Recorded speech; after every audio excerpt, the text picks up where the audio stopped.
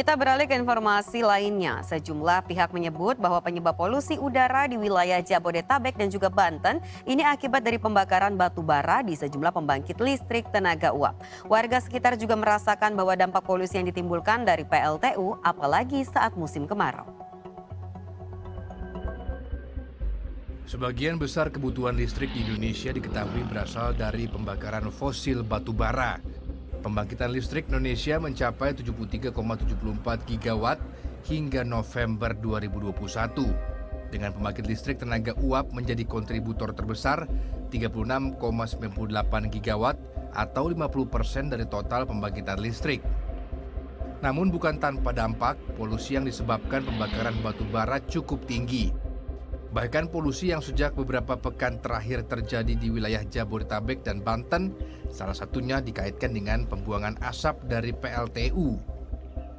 Hingga saat ini jumlah PLTU yang berada di wilayah Banten dan Jawa Barat berjumlah 16 unit. 6 unit berada di wilayah Jawa Barat dan 10 unit berada di wilayah Banten. Salah satunya PLTU unit 1-7 yang berada di Kelurahan Suralaya, Kota Cilegon, Banten. Letak PLTU ini tidak jauh dari permukiman warga.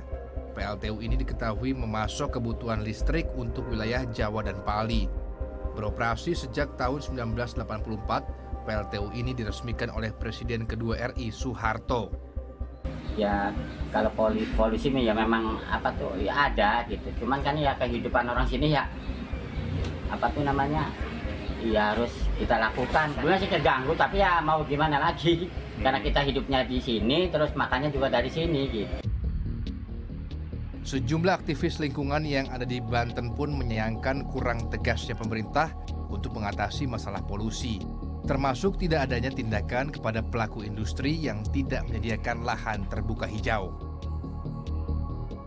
Itu bisa jadi ya, bisa jadi. Tetapi kalau itu menjadi salah satu penyebab, balik lagi, arah angin kan tidak selalu konstan.